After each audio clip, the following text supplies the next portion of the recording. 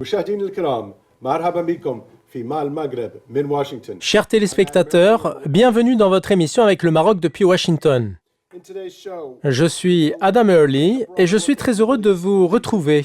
Dans l'épisode d'aujourd'hui, nous allons faire un topo général sur le Moyen-Orient et la région qui vivent des développements violents sans précédent.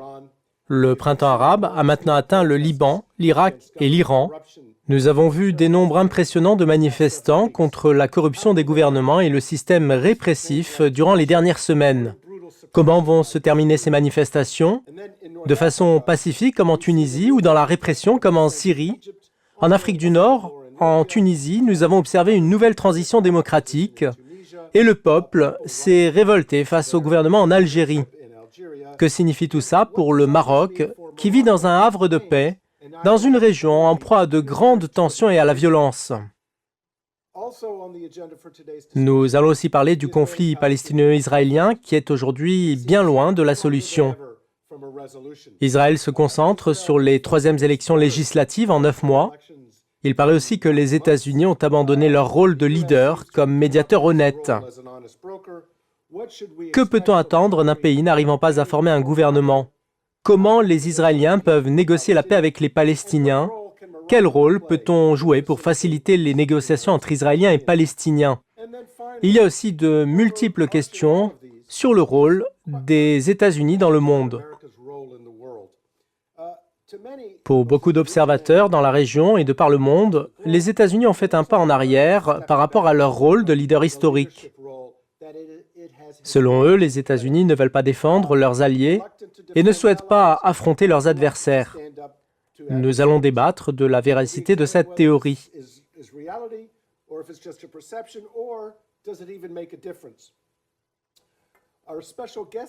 Nous recevons aujourd'hui un invité spécial qui va répondre à nos questions par satellite depuis son bureau. C'est l'un des plus éminents diplomates, penseurs et écrivains américains sur la politique au Moyen-Orient. Il s'agit de l'ambassadeur Dennis Ross, qui a travaillé avec 4 présidents américains. En tant que penseur et diplomate, il a étudié et façonné l'histoire en même temps. Depuis 2011, l'ambassadeur Ross est l'un des plus grands chercheurs au Washington Institute for Near East Policy. Du temps de l'administration Obama, il a été l'assistant personnel et le directeur du Conseil de sécurité nationale. Pendant le mandat du président Clinton, Dennis Ross a été coordinateur spécial pour le Moyen-Orient. Il a aussi occupé le poste de directeur des politiques et de la planification au département d'État du temps de James Baker. Il a également occupé la fonction de directeur des affaires et de l'Extrême-Orient et de l'Asie du Sud au Conseil de sécurité nationale pendant le mandat du président Reagan. L'ambassadeur Ross a une longue liste de réalisations.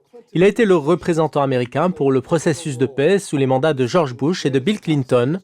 Il a joué un rôle central dans l'accord provisoire entre Palestiniens et Israéliens en 1995. Il a fait la médiation pour l'accord d'Al-Khalil en 1997 et a aussi joué le rôle de facilitateur pour l'accord de paix jordano-israélien en 1994. C'était l'un des architectes du traité de Camp David entre Israéliens et Palestiniens en 2000 et à ce titre a été très proche de parvenir à une paix permanente entre Palestiniens et Israéliens. À mes côtés également, l'analyste de l'émission, J.D. Gordon. C'est l'ex-conseiller à la sécurité nationale de la campagne de Donald Trump.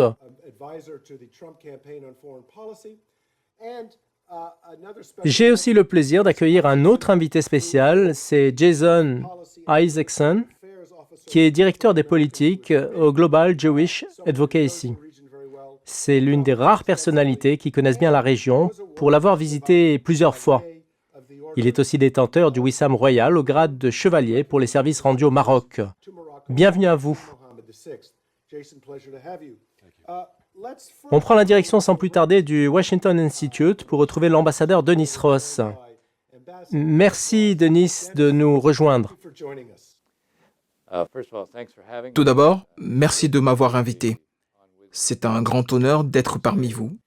J'aimerais dire que le Maroc est très attractif pour un homme comme moi qui a fait de la question de la paix une affaire vitale. Le Maroc a joué un grand rôle dans cette affaire et je lui suis toujours reconnaissant. Denis, commençons par les manifestations en Iran, au Liban et en Irak. Quelle est la différence cette fois-ci avec les autres protestations dans les pays du printemps arabe, en Tunisie, en Égypte, puis au Yémen et en Syrie, dans lesquels on a vu de grands soulèvements populaires contre les gouvernements? Qu'est-ce qui différencie les manifestations actuelles de celles du passé? Il est intéressant de comparer ce qui se passe maintenant avec ce qui a eu lieu en 2011. Il y a des ressemblances et des divergences. Les facteurs communs sont le sentiment général de vulnérabilité et d'échec des modes de gouvernance, l'absence de réponse aux revendications des peuples. On peut ajouter aussi la crise économique, l'absence d'espoir, sans oublier la prolifération de la corruption et la mainmise de minorités sur les richesses des pays.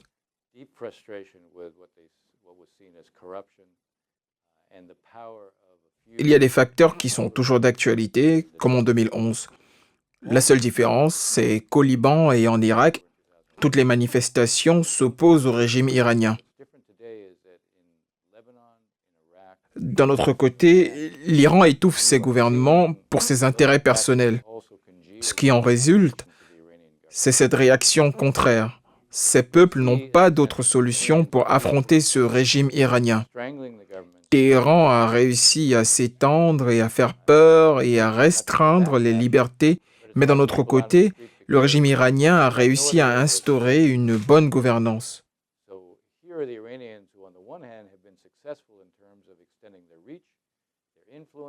Il n'y a guère de réponse facile à cette question, surtout en Irak, où il y a une base populaire difficile à appréhender avec des revendications par rapport aux agissements de l'Iran, et ça ne va pas s'arrêter maintenant. Pour ce qui est de la scène interne en Iran, nous allons voir ce qui va se passer. Il faut dire que l'administration Trump a exercé une forte pression économique sur Téhéran, et les résultats sont aujourd'hui palpables.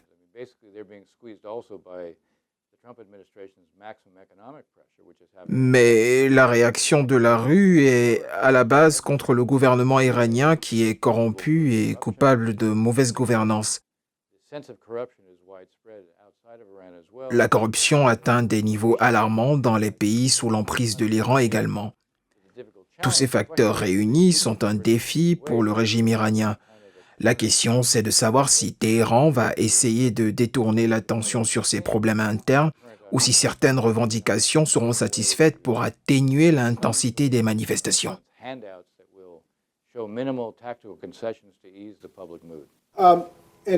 C'est un excellent point évoqué, Denis. J'aimerais vous faire réagir sur la politique de la carotte et du bâton. Ce n'est pas la première fois que l'Iran doit gérer des protestations. Ils sont, ma foi, très efficaces dans l'équilibre entre l'utilisation de la force et la répression violente accompagnée d'incitation. Quelle est votre perception par rapport à ce qui pourrait se passer dans les prochains jours? Et est-ce que la seule utilisation de la force peut arrêter ces manifestations? C'est un bon angle d'attaque. L'Iran joue habituellement avec le bâton et la carotte.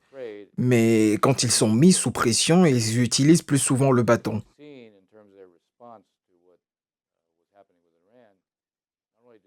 Ce qu'on observe dans la gestion de ces manifestations, c'est qu'ils n'ont pas bloqué Internet uniquement. D'ailleurs, quand vous avez des problèmes économiques et que vous bloquez le réseau Internet, cela accentue vos problèmes économiques.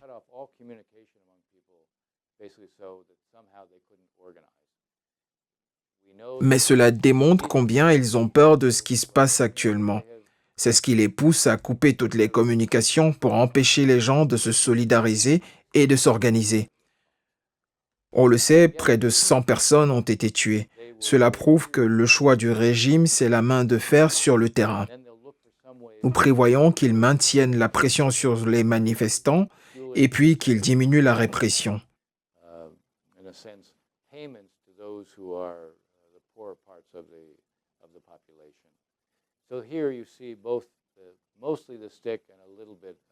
Pour les prix des carburants, par exemple, il y aura des aides pour les catégories démunies.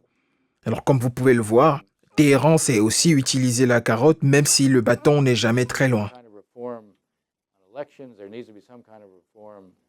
Pour ce qui est de l'Irak, les choses sont difficiles sauf si un remaniement a lieu ou si des changements concrets sont proposés. Il faut qu'il y ait des réformes du système électoral au Parlement et il faut changer le mode de gouvernance qui profite à une partie de la population seulement. Il en va de même pour le Liban. Ce qui est intéressant à relever à ce niveau, c'est que les manifestations au Liban ne sont pas communautaires. Les chiites ont manifesté contre Nasrallah et contre le Hezbollah pour la première fois. Contre les mollahs également. Je dis que l'Iran doit façonner une nouvelle image où ce sera vraiment difficile malgré le fait que le Hezbollah est pesé de tout son poids dans la rue.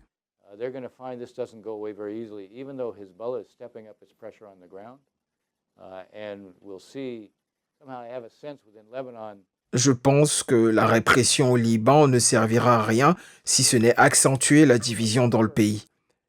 Les manifestations reprendront, quoi qu'il en soit. En Irak, l'intensité des manifestations va augmenter. Les Iraniens, qui, eux, n'ont pas la solution, vont reprendre le jeu du bâton et de la carotte.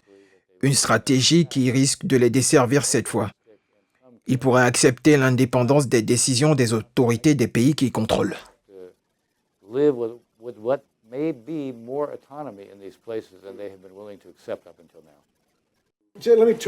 Passons à présent à l'analyste de l'émission J.D. Gordon et à notre invité Jason Isaacson pour avoir leur avis sur les points saillants évoqués par l'ambassadeur Dennis Ross. Commençons avec vous, J.D. Parmi les points surprenants cités par l'ambassadeur Ross, le lien entre l'Iran et ce qui se passe en Irak et au Liban. Il a parlé du fait que l'Iran peut gérer les manifestations de l'une ou l'autre des manières, soit en déclenchant des crises extérieures pour détourner l'attention, soit en contenant les manifestations. Pour ce qui est du déclenchement des crises extérieures, au forum du dialogue de Manama, il y a quelques jours, le chef du commandement du centre, le général Mackenzie, a déclaré s'attendre à plus de problèmes de la part de l'Iran avec la poursuite des manifestations. Quelle est votre analyse par rapport au fait que l'Iran puisse frapper à l'extérieur comme moyen pour gérer les problèmes internes et atténuer la colère intérieure?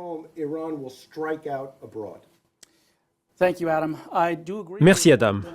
Je suis d'accord avec ce qu'a dit Dennis Ross en analysant la situation actuelle qui est très complexe. Je suis également d'accord avec la déclaration du général Mackenzie parce que quand l'Iran est confronté à des perturbations internes ou dans les pays sous contrôle comme l'Irak et le Liban, où Téhéran pratique des activités qui touchent à la stabilité, il mobilise la base chiite et déclenche un conflit communautaire. Ils vont essayer de frapper à l'extérieur, en Arabie Saoudite et aux Émirats, ou des raffineries régionales comme ils l'ont fait par le passé. Je crois que l'Iran essaie de détourner l'attention du peuple en réponse à ces perturbations internes. Comme l'a si bien dit Dennis, le conflit aujourd'hui n'est pas communautaire en Irak et au Liban. Nous observons des groupes chiites opposés les uns aux autres à cause de la corruption du gouvernement, la disparité dans les revenus et la détérioration des services de base dans les deux pays. C'est pour ça que les gens manifestent. C'était la partie consacrée au volet extérieur. Passez, si vous le voulez bien, Jason, au volet intérieur. À votre avis, que peut faire l'Iran pour contenir les manifestations à l'intérieur du pays? Nous savons comment le régime a ouvert l'Internet partiellement, en signe de pas en avant. Mais si on revient aux manifestations de décembre 2017 et de 2009, nous remarquons que les mêmes agissements sont répétés et que la situation empire. Que peut faire le gouvernement iranien en interne pour contenir les manifestations? Je ne pense pas qu'ils aient les outils nécessaires pour ça. Il est vrai que la pression maximale exercée a conduit à leur affaiblissement, et c'est une bonne chose, mais il faut revenir à ce qu'a dit J.D. sur le fait que les orientations extérieures et la tactique de détournement de l'attention sont des méthodes habituelles de l'Iran, non seulement pour les activités que vous avez mentionnées, mais aussi dans l'attaque contre Israël, puisque l'Iran a lancé des missiles vers Israël il y a de cela quelques jours. C'est une autre façon de détourner l'attention et de se concentrer sur les opérations militaires au lieu de travailler sur la réforme économique et la lutte contre la corruption. Eh bien, chers téléspectateurs, nous allons marquer une courte pause et juste après, nous nous intéresserons aux questions relatives à l'Afrique du Nord et à la façon dont le Maroc doit les gérer. Restez avec nous.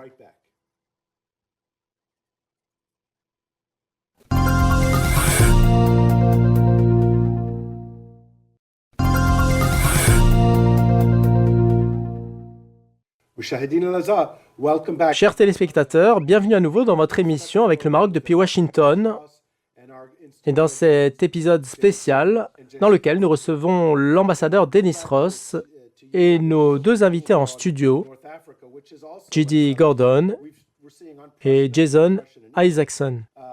Focus sur l'Afrique du Nord avec vous, Dennis. Cette région est également secouée avec des guerres civiles qui se poursuivent en Libye et une nouvelle transition démocratique en Tunisie, alors qu'en Algérie, les autorités essaient de s'accrocher au pouvoir malgré les revendications de changement des nouvelles générations. Toutes ces perturbations se passent autour du Maroc. Et ma question pour vous concerne votre vision sur ces faits en Afrique du Nord et leur impact sur le Maroc.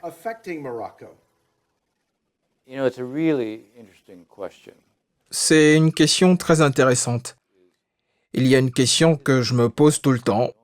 Pourquoi les régimes monarchiques n'ont-ils pas été impactés comme les autres régimes l'ont été? L'une des raisons, c'est que les autres régimes au Moyen-Orient manquent de légitimité. Il est difficile d'expliquer pourquoi les dirigeants s'accrochent au pouvoir. Cependant, les régimes monarchiques ont la légitimité de détention du pouvoir qui les accompagne tout le temps en conférant au roi le droit de gouverner. Les citoyens l'acceptent la plupart du temps. Cela ne signifie pas l'absence de difficultés parce que le pouvoir est toujours confronté à des difficultés. Toutefois, les régimes monarchiques jouissent d'un degré de légitimité dont ne disposent pas les autres régimes dont nous avons parlé. D'autre part, vous remarquerez qu'il n'a pas été aisé pour le Maroc de s'isoler complètement de sa région dans laquelle les populations essayent de sortir de la répression. Mais le sentiment de désorganisation totale qui emprunte certains pays voisins du Maroc et la grande instabilité, en plus du sentiment d'insécurité, ont un grand impact.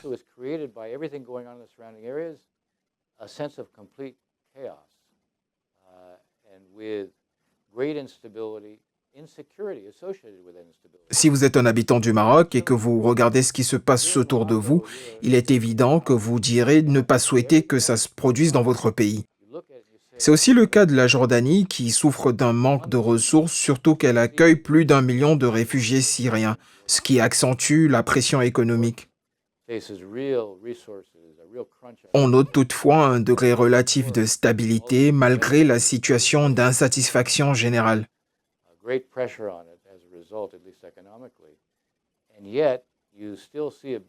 Ceci étant, la dernière chose que les Jordaniens souhaitent, c'est de perdre la sécurité. Je pense qu'aucun pays ne peut s'isoler complètement de la situation d'instabilité du voisinage, sauf s'il réfléchit de façon contraire en disant que tant que cette manifestation se déroule dans le voisinage, c'est une bonne chose puisque qu'elle ne se déroule pas dans ses frontières.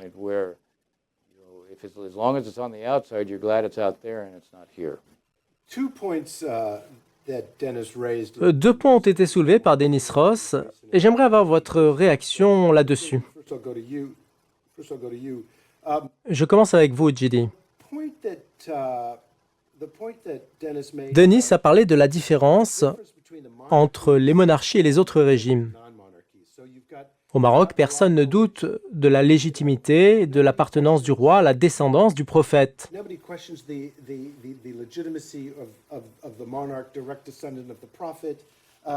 Ce qui favorise en quelque sorte la stabilité, à l'opposé de certains autres pays comme la Syrie, le Yémen ou la Libye, qui sont dirigés par des personnes qui ne recourent qu'à la répression.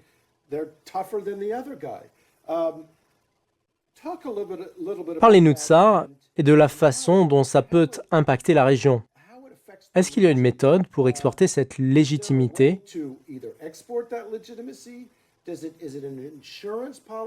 Comment le Maroc peut-il utiliser cette longue histoire et cette légitimité pour aider la région à affronter ces défis? to help the region deal with its issues? C'est un excellent point évoqué par Denis sur la légitimité avec laquelle exerce le roi. Où que la monarchie se trouve, on trouve la stabilité. Pour le Yémen, le président Abdallah Saleh est resté au pouvoir depuis 1978. Dès qu'il a été déchu, l'anarchie a régné.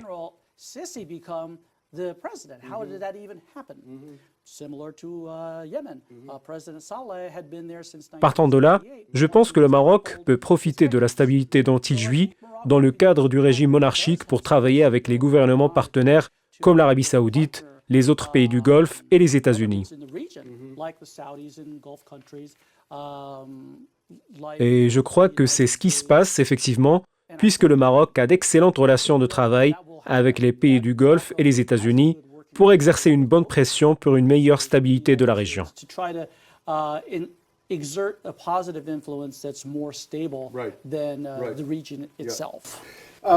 Jason, Jason, toutes les monarchies ne sont pas similaires.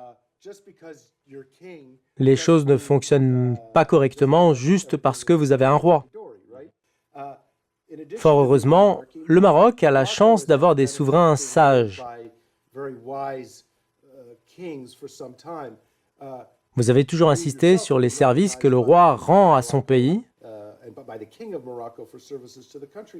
J'aimerais vous questionner sur un point évoqué par Denis. L'anarchie a un impact douloureux. Les gens ne bougent pas de crainte des conséquences néfastes du changement.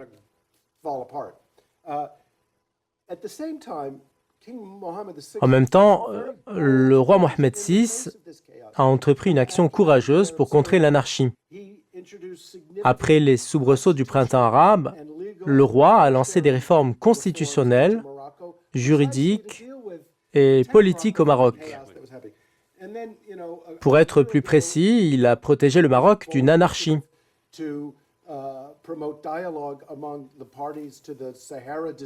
Il a pris la courageuse initiative d'ouvrir un dialogue entre les différentes parties du conflit du Sahara.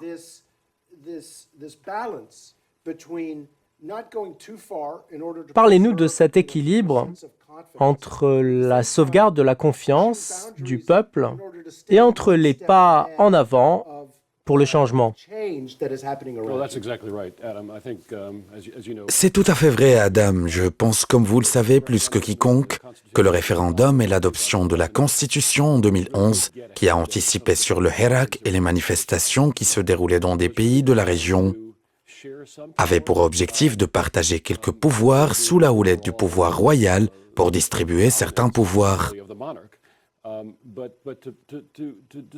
Puis à travers les élections locales et via d'autres instruments démocratiques sous cette houlette royale aussi, le souverain marocain a pu partager certaines prérogatives tout en gardant les pouvoirs sécuritaires, que ce soit la sécurité intérieure ou extérieure et l'orientation générale du pays.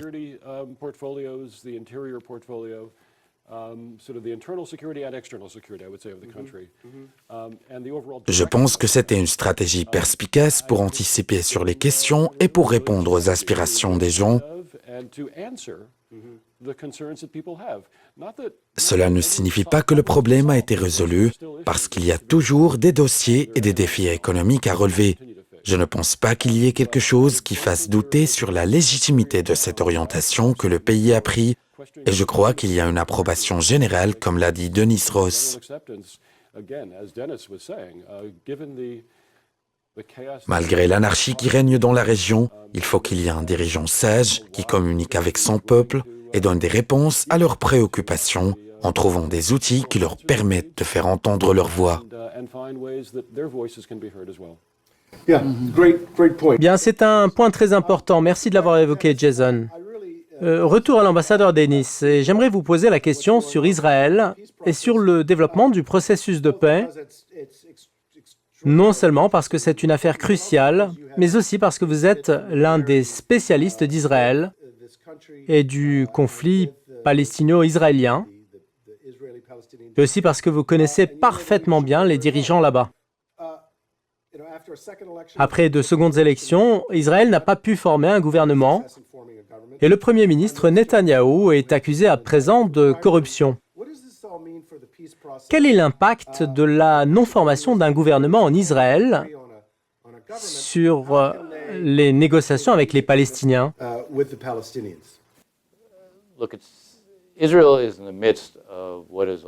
Israël vit actuellement une situation d'instabilité et c'est un gouvernement d'expédition des affaires courantes qui dirige le pays.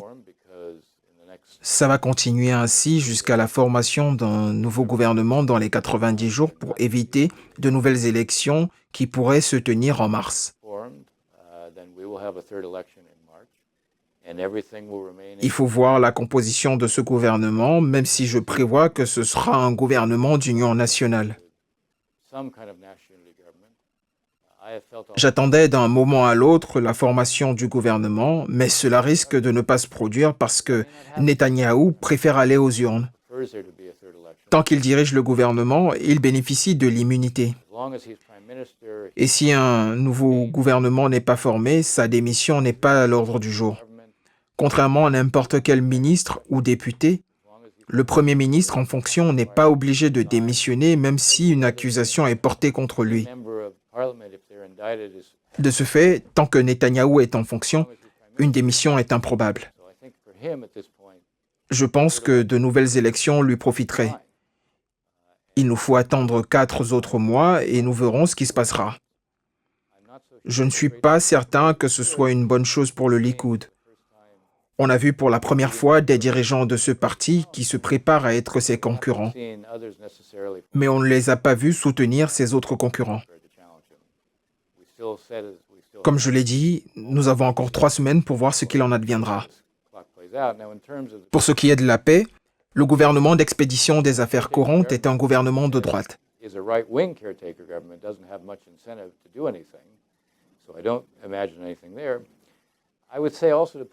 Il n'a pas d'incitation pour faire quoi que ce soit, et je ne l'imagine pas faire quoi que ce soit. Il faut par ailleurs prendre en considération la division palestinienne. Il est difficile de voir quoi que ce soit s'il n'y a pas de paix palestino-palestinienne. S'ils ne se réconcilient pas entre eux, comment vont-ils se réconcilier avec Israël? Et si les Israéliens n'ont pas de gouvernement, comment peuvent-ils avancer vers les Palestiniens? Je crains un statu quo, et c'est là une mauvaise chose parce que ça crée un vide. Et pendant les périodes de vide, l'espoir disparaît et l'extrémisme prend le dessus. Je pense que l'une des questions urgentes à résoudre après la formation du gouvernement, ce sera de savoir ce qu'il pourra faire avec les Palestiniens.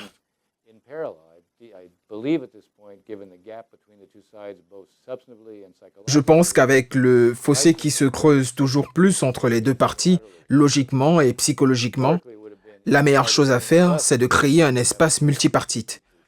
Et historiquement, nous faisons en sorte que chaque partie soit d'accord avec nous sans qu'elle soit d'accord avec l'autre. Et il y a des indicateurs qui prouvent que l'administration Trump suit cette logique. Ils sont toujours en train de parler de leur plan et nous verrons ce qu'ils feront. Je pense que ça ne va se produire que lorsqu'il y aura un gouvernement en Israël et si on peut faire quelque chose pour le processus de paix.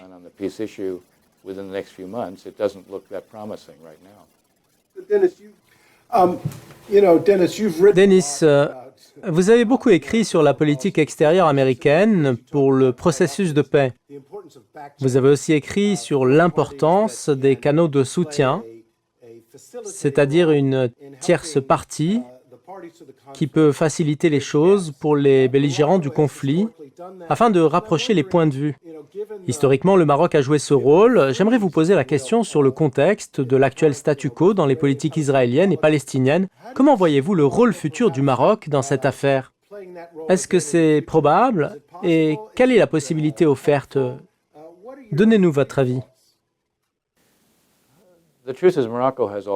En vérité, le Maroc a toujours joué un rôle important dans le processus de paix.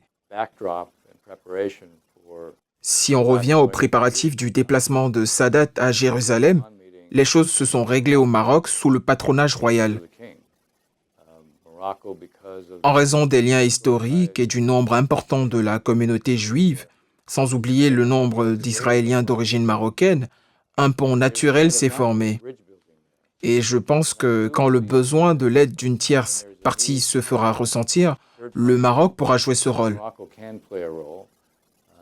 Et je n'ai aucun mal à imaginer un dialogue paisible entre les deux parties au Maroc, ce qui évitera à toute partie de faire des concessions gratuites.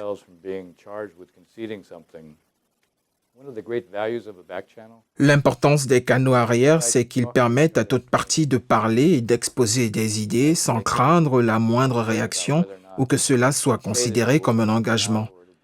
C'est là toute l'importance des médiations. Puisqu'on dialogue et on réfléchit, et le Maroc s'y prête naturellement. Il a de tout temps été un facilitateur du processus de paix.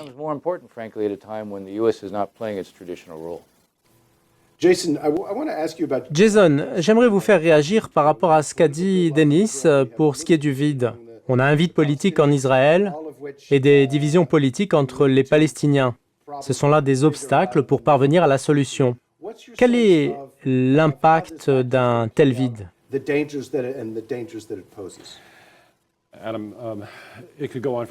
C'est un point qui pourrait prendre beaucoup de temps. L'opération politique en Israël, comme l'a dit l'ambassadeur Ross il y a quelques instants, a connu des développements complexes et rapides. Il est probable qu'on observe dans 2 semaines une recette miracle élaborée par la Knesset pour former une sorte de gouvernement d'union, mais personne ne croit à un tel scénario et je ne pense pas personnellement que ça puisse se produire. Il se pourrait que des élections soient tenues, comme vous l'avez mentionné dans votre introduction. Et alors que les Palestiniens affirment réfléchir à des élections en février, ce sont là des mois supplémentaires de doute et de désorientation dans les directions des 2 parties. Dans ce cadre, verra-t-on un processus de paix ou le plan de Trump pour la paix? Ces questions restent posées. JD, vous le savez bien, Jared Kushner et Jason Greenblatt se sont rendus au Maroc au mois de Ramadan pour présenter au roi les efforts du plan de paix. Vous avez travaillé avec Greenblatt à la Maison-Blanche. Qu'est-ce que vous pensez du timing de leur déplacement pour finaliser le deal du siècle? Jared salue le rôle du Maroc en tant que partenaire fort et qui jouit de la confiance des États-Unis. J'ai travaillé avec lui lors de la campagne électorale quand j'étais directeur de la sécurité nationale et il s'intéresse au processus de paix au Moyen-Orient. Le grand défi à relever, comme l'ont signalé Denis et Jason, c'est que l'instabilité en Israël représente avec le temps un grand problème, ce qui cède la place aux voix extrémistes. Le Premier ministre Netanyahou se bat pour rester. C'est le Premier ministre actuel, mais ses opposants voudraient le voir en prison. Le président Trump se bat également pour rester et il mène une guerre contre sa destitution par les démocrates. En même temps, les Palestiniens souhaitent tenir les élections. Tout ceci va nous retarder plusieurs mois et je ne perçois pas de la lumière au bout du tunnel, du moins dans un futur proche. Chers téléspectateurs, merci de rester avec nous. Après la pause, nous allons parler du rôle des États-Unis dans le monde. À tout de suite.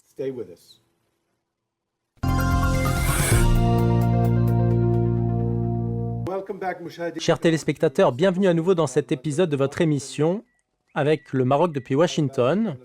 Avec nous dans cet épisode, l'ambassadeur Denis Ross. Et j'aimerais vous questionner, comme je l'ai mentionné dans l'introduction, vous avez étudié l'histoire, avez été l'un de ces acteurs en même temps. Parlons du rôle des États-Unis dans le monde. Après la Seconde Guerre mondiale, la bipolarisation a dominé les relations internationales entre les États-Unis et l'URSS. Et après l'effondrement de l'Union soviétique, le monde est devenu multipolaire avec l'émergence de pays avec un poids. Mais les États-Unis restent la force dominante. Il y a une question récurrente dans la région. Est-ce que les États-Unis sont en déclin? Les observateurs font référence à la Chine et à son initiative, la ceinture et la route, et notent le retrait américain du Moyen-Orient avec le retrait de ses troupes de Syrie, alors que la Russie et la Chine occupent la place des États-Unis. Il parle aussi de l'échec des États-Unis dans la riposte contre l'Iran quand il a attaqué des cibles américaines et des alliés. Est-ce que cette inquiétude est légitime?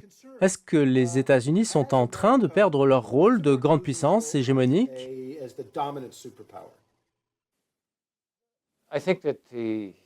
Je pense que si vous regardez les États-Unis aujourd'hui et surtout l'administration Trump, vous constaterez que le président Donald Trump ne croit pas aux alliances traditionnelles. Il suit une école différente en matière de politique extérieure américaine.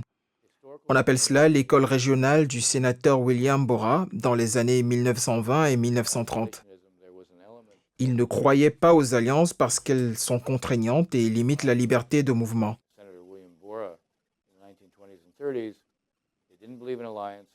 Dans cette école, ils ne se sont pas basés sur les principes de la politique extérieure parce qu'ils étaient concentrés sur les traités internationaux qui sont bénéfiques au strict intérêt national. Le président Trump représente d'une manière ou d'une autre un soutien à cette école. Pour être juste envers lui, nous avons vu comment le président Obama a fixé des lignes rouges et n'a pas bougé quand elles ont été traversées.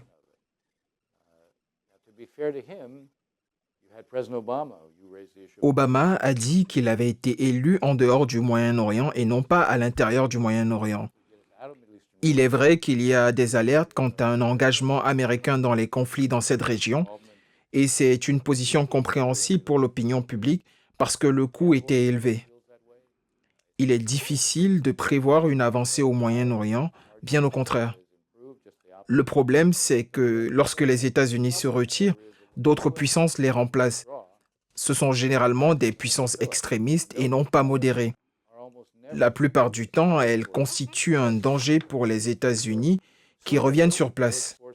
Même si le désir est de se retirer, notre poids et notre force font que nous subissons les effets de toute instabilité mondiale. Je ne vois aucune sortie pour ça, sauf nous engager intelligemment. La leçon que nous devons tirer de notre présence là-bas, c'est qu'envoyer des dizaines de milliers de soldats est un acte inutile. Même si nous pouvons gagner des batailles, nous ne changeons pas la réalité sur le terrain. Et ça devient un prétexte pour des forces qui nous sont opposées. Il y a une différence entre l'engagement avec des forces composées de dizaines de milliers de soldats et une présence bien étudiée. Le meilleur exemple, c'est le coût relativement bas de notre engagement en Syrie, grâce à l'intervention des forces régionales dans la défense de leurs intérêts. Cela peut servir de modèle pour l'avenir. Ces forces pourraient avoir besoin d'un soutien financier américain, d'une couverture aérienne, d'échanges de renseignements ou d'une aide logistique. Et c'est ce que nous faisons avec les forces démocratiques syriennes.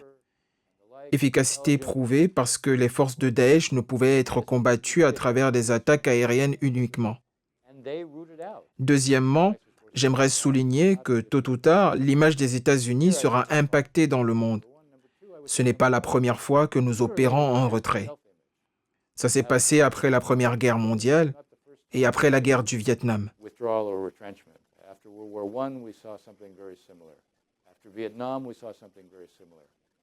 Ce n'est pas du tout curieux de se retirer lorsque l'engagement entraîne un coût élevé. Le retrait devient alors compréhensible.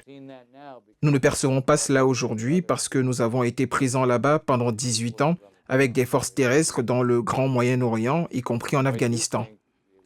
Je pense en définitive que notre présence actuelle va de pair avec notre engagement. Mais je pense que les choses pourraient évoluer dans 1 an, 2 ans ou 5 ans.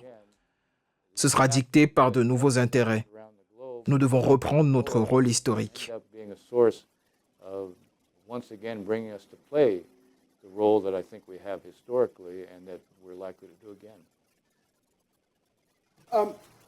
Denis, qu'est-ce que cela signifie pour le Maroc? Le Maroc aspire à un rôle américain dans plusieurs questions. Dans l'affaire du Sahara, nous avons joué et nous continuons de jouer un rôle important.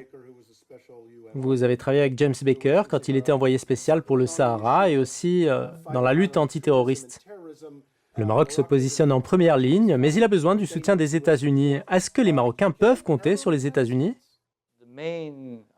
Le point le plus important qui joue en faveur du Maroc, c'est que malgré le sentiment et le désir de retrait de l'administration américaine, le rôle du Maroc dans cette lutte antiterroriste ne peut être ignoré. Nous n'oublierons pas sa position après les événements du 11 septembre. Et par conséquent, nous allons agir. Pour ce qui est des conflits en suspens, je ne pense pas que notre rôle soit efficace, du moins dans un avenir proche. Mais pour la lutte antiterroriste, le soutien et la coopération sont de mise. Malgré le désir de retrait de l'administration Trump, elle considère tout de même que si elle ne combat pas le terrorisme dans son territoire, ou si elle lui permet de prendre place dans des zones hors de contrôle, tôt ou tard, la menace terroriste viendra jusqu'aux États-Unis. Ce n'est pas uniquement les pays du voisinage. Par conséquent, je souligne le degré d'importance des conflits en suspens pour les États-Unis.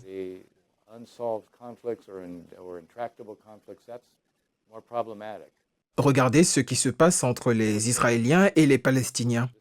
L'administration américaine a établi un plan depuis un certain temps, mais elle n'a rien fait alors que c'est le dossier le plus important dans la politique extérieure américaine comparé à celui du Sahara.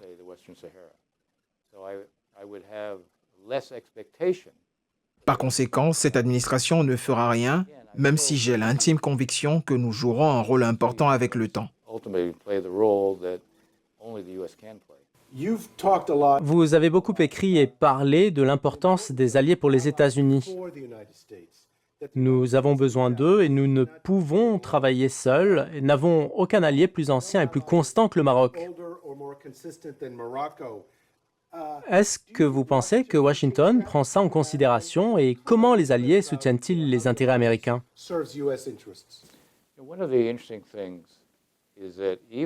Même si on observe une certaine timidité dans les relations de l'administration Trump avec certains de ses alliés, je vous assure que dans le cas du Maroc, il y a une constante envers lui, comme pour nos alliés traditionnels comme la Jordanie.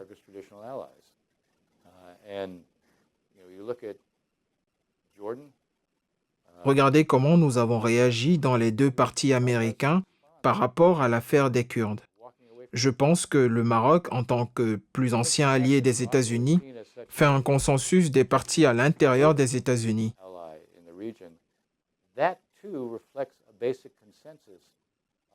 Malgré le fait que le Congrès ne gère pas la politique extérieure, il est influent parce qu'il détient les clés des aides financières.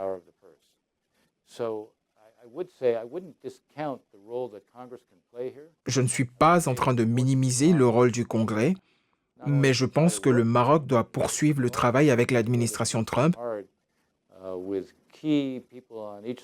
mais en parallèle, travailler avec les deux ailes du Congrès pour garantir la continuité de cette conviction sur l'importance du rôle marocain.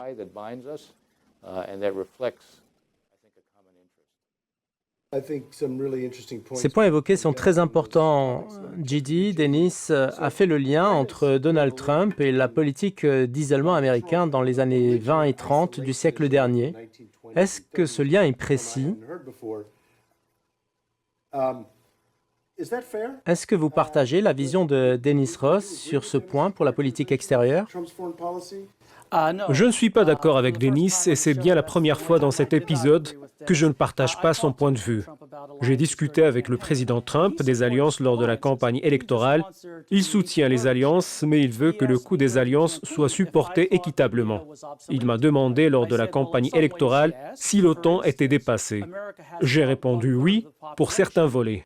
À titre d'exemple, les habitants des États-Unis représentent le tiers des habitants de l'OTAN, alors que nous payons les 3/4 du budget de l'Alliance. Le président a voulu savoir pourquoi il y a des dizaines de milliers de soldats en Corée du Sud et quelle sera la position de la Corée du Nord si nos soldats ne sont plus présents là-bas. Les États-Unis ont une dette avoisinant les 23 trillions de dollars.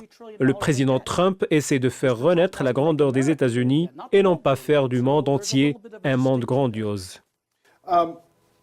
Votre commentaire, J.D., nous amène à une autre question par rapport au point surprenant évoqué par Dennis sur des craintes aux États-Unis d'un engagement à l'extérieur. Ce n'est pas une chose qu'on retrouve uniquement chez Donald Trump, mais durant les 18 ans de notre présence en Afghanistan et en Irak.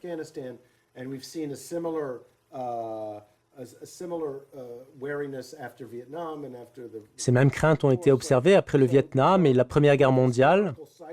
Cela apparaît comme un cercle historique qui se répète aux États-Unis. Un autre point évoqué par Denis, ces milliers de soldats qui opèrent à l'extérieur du pays, comme en Syrie. En tant que politologue, comment percevez-vous l'avenir de l'engagement américain à l'extérieur? Je crois qu'après les guerres d'Irak et d'Afghanistan, le président Trump veut retirer les troupes américaines d'Afghanistan pour ne pas avoir des forces comme par le passé. Le président Trump était contre la guerre en Irak parce qu'il ne voyait pas ce que pouvaient obtenir les États-Unis. À titre d'exemple, il a martelé pendant une décennie qu'il faut sauvegarder l'utilisation du pétrole. Et c'est ce que les gens disaient depuis des lustres. Je suis d'accord avec sa volonté d'ancrer ce principe et avec sa vision sur ça. Je pense que le président Trump va travailler avec les alliés pour exterminer les groupes terroristes comme Daesh. La lutte antiterroriste a toujours de grands échos chez lui et chez le peuple américain. Par conséquent, on verra des alliances se nouer avec ceux qui désirent combattre les terroristes. Deux questions pour vous, Jason. Vous rentrez à peine du Moyen-Orient après avoir assisté au forum du dialogue de Manama sur la sécurité. Vous avez rencontré des représentants et des responsables arabes de différents courants. Quel est leur avis par rapport au rôle américain dans le monde et sur la vie aux États-Unis durant les 4 ou 5 dernières années? Il n'y a pas que ça. J'étais au Maroc quelques semaines avant ce voyage. J'ai vécu les deux expériences qui sont complètement différentes. Mon sentiment lors de mes rencontres avec des responsables et des dirigeants d'ONG au Maroc, c'est qu'ils sont satisfaits sur la nature des relations avec les États-Unis, dans des domaines comme la lutte antiterroriste et la forte coopération militaire entre les deux pays, et bien d'autres domaines. Je n'ai entendu aucune doléance, mais j'ai entendu ça à Manama, que ce soit de la part des experts en sécurité, rattachés à des centres d'études de la région, et d'autres plaintes de la part des responsables. Mais les experts étaient très inquiets par rapport au retrait américain de la région et comment ça pouvait ouvrir les portes pour d'autres acteurs dans la région qui ne se soucient pas de nos intérêts ou des intérêts de nos alliés. C'était un sujet principal de discussion. Un autre point évoqué par Denis, relatif au Maroc et aux succès qui ont été réalisés. Vous avez vous-même participé, je veux dire ici le consensus au Congrès chez les deux partis. Denis a dit que même si le Congrès ne façonne pas les politiques, ses positions restent influentes.